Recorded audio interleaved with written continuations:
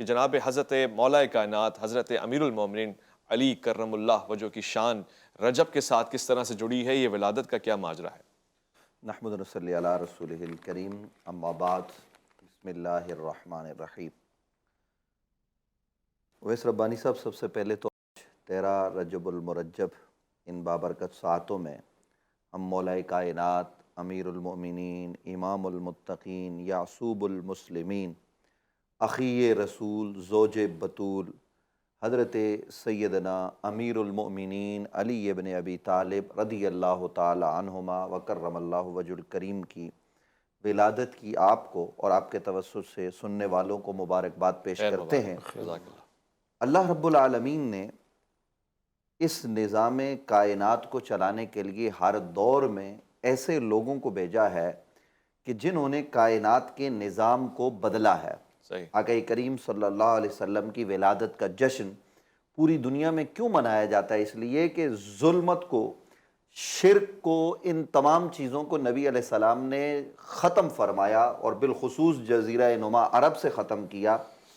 یہاں میں ایک بات عرض کرنا چاہتا ہوں، نبی اکرم صلی اللہ علیہ وآلہ وسلم کو قرآن مجید فرقان حمید نے کہا کہ ان مشرکین کے خلاف، ان کافروں کے خلاف جہاد کرو، اور ساتھ میں فرمایا منافقین کے خلاف جنگ کرو۔ بے شک قرآن مجید فرقان حمید کی اس آیت کے حصے پر تو نبی علیہ السلام نے عمل کیا کہ کافروں پر مشرکین سے جنگ کی، لیکن منافقوں سے نبی رحمت صلی اللہ علیہ وآلہ وسلم نے جنگ نہیں فرمائی کہ جیسا جنگ کرنے کا حکم تھا میدان میں آ کر۔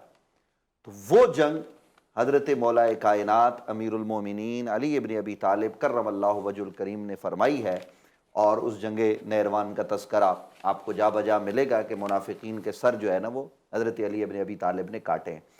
تو آپ کی جو ولادت ہے، یہ ولادت ایسی ولادت ہے کہ جو آدمی کو ورطہ حیرت میں ڈال دیتی ہے۔ اور جب بھی کوئی بڑا آدمی پیدا ہوتا ہے تو بڑے آدمی کی ولادت اس کی پیدائش پر آثار بتاتے ہیں کہ یہ آدمی بڑا ہے۔ ہمارے قریب میں حضرت تاجدار گولڈا پیر میر علی شاہ رحمۃ اللہ تعالی علیہ کی ولادت ہوتی ہے، تو ایک فقیر آدمی وہ باہر موجود ہوتا ہے، وہ کہتا ہے پہلے میں دیکھوں گا، پہلے میں دیکھوں گا۔ تو یہ اس کی پیشانی پر لکھا ہوا لوگ پڑھ لیتے ہیں کہ یہ کوئی بڑا آدمی ہے۔ تو اب مولا کائنات امیر المومنین علی ابن ابی طالب کرم اللہ وجہ الکریم پیدا ہوتے ہیں، تو کہاں پیدا ہوتے ہیں؟ کعبۃ اللہ میں پیدا ہوئے۔ اس پر بتیرے لوگوں کو اعتراض ہوتا ہے کہ جی کعبۃ اللہ میں کیوں پیدا ہوئے، یہ تو تم نے من گھڑت روایات بنا رکھی ہیں، یہ ہے وہ ہے۔ حالانکہ دوسرے حوالے سے آپ دیکھیں تو ایک اور صحابی کے حوالے سے ہمیں صحیح روایت ملتی ہے کہ وہ بھی کعبے میں پیدا ہوئے، حرم میں پیدا ہوئے۔ تو حضرت مولا کائنات علی المرتضیٰ کی جو ولادت کعبے میں ہوئی ہے، یاد رکھیں کہ اس کعبے میں پیدا ہونے سے علی کی عظمت میں کوئی اضافہ نہیں ہوا۔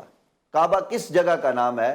قرآن مجید فرقان حمید نے بتایا ہے، قد نرا تقلب وجہک فی السماء فلنولینک قبلۃ ترضاھا فول وجہک شطر المسجد الحرام، کہ حبیب ہم آپ کے چہرے کو سوئے فلک اٹھتا دیکھ رہے ہیں، ان قریب ہم اس جگہ کو قبلہ بنا دیں گے جہاں آپ راضی ہوں گے۔ اور وہ راضی ہونے والی جگہ کون سی ہے؟ وہ یہ مسجد حرام ہے، یہ کعبۃ اللہ جس کی طرف ہم منہ کر کے نماز پڑھتے ہیں۔ فَلَنُوَلِّيَنَّكَ قِبْلَةً تَرْضَاهَا، قبلۃً نکرہ ہے، اور نکرے کے بعد جملہ یا شبہ جملہ ناویوں کے نزدیک مرکب توصیفی ہوتا ہے۔ مطلب کیا؟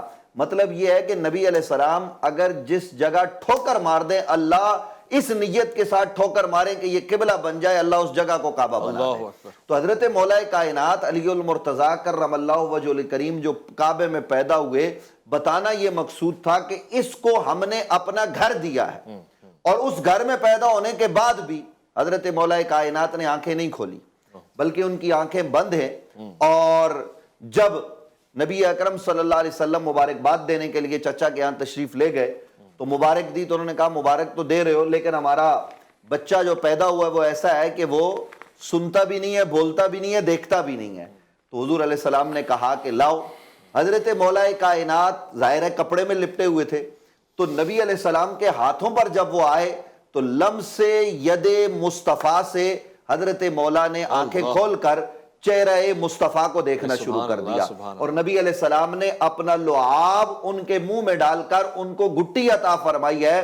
اور یہ ہے مولا کائنات امیر المومنین علی بن ابی طالب کہ جنہوں نے نظریں اٹھا کر دیکھا ہے اس زمین پر سب سے پہلے تو رسول اللہ کو دیکھا ہے، لاؤ کوئی ایسا ہے تو بتاؤ کہ یہ مولا کائنات ہے۔ اور پھر حضرت امیر المومنین علی ابن ابی طالب کرم اللہ وجہ الکریم جو کعبۃ اللہ میں پیدا ہوتے ہیں، تو یاد رہے کہ کعبۃ اللہ کو دیکھنا عبادت ہے، یعنی آپ جس سمت سے دیکھیں، تو علی تو جوف کعبہ میں پیدا ہوئے نا، تو وہ ادھر ادھر دیکھ سکتے تھے، علی نے ادھر ادھر نہیں دیکھا، کیونکہ حضرت مولا کائنات علی المرتضیٰ گویا یہ اعلان کر رہے تھے کہ یہ کعبہ ہے، اس کی عظمتیں ہیں یا جو بھی عظمتیں ہیں وہ سب عظمتیں حضور کی وجہ سے۔ وہ جو اعلیٰ حضرت امام احمد رضا خان فاضل بریلی نے کہا نا، حاجیو آؤ شہنشاہ کا روزہ دیکھو، کعبہ تو دیکھ چکے، اب کعبے کا کعبہ دیکھو۔ تو مولا کائنات نے یہ بتایا کہ یہ کعبہ عظمتوں والا ہے، یہاں میری ولادت ہو رہی ہے، بجا ہے، لیکن اس کعبے سے بڑا ساری کا۔ اور پھر کعبے کی حقیقت کیا ہے؟ نبی علیہ السلام نے بتا دیا کہ آج لوگ جو ہے نا وہ یہ سمجھتے ہیں کہ شاید کعبۃ اللہ کے حوالے سے جو ہے نا وہ کوئی بات کر دی جائے تو پتہ نہیں کیا ہو جائے گا۔ یاد رکھیے حضور نے کعبے کو مخاطب کر کے ارشاد فرمایا، اے کعبۃ اللہ تیری عزت، تیری عظمت، تیری حرمت بجا، لیکن ایک مومن کا جو خون ہے، اس کی جو عزت ہے، اس کی جو حرمت ہے، وہ تجھ سے بڑھ کر ہے۔ یعنی ایک عام مومن اور ایک مومن ہے، کل ایمان ہے۔ علی المرتضیٰ بتائیے وہ کعبے میں پیدا ہوں، وہ کعبے میں پیدا ہوں تو اس سے علی کی عظمت میں اضافہ نہیں ہوتا بلکہ کعبے کی عظمت میں اضافہ ہوتا ہے۔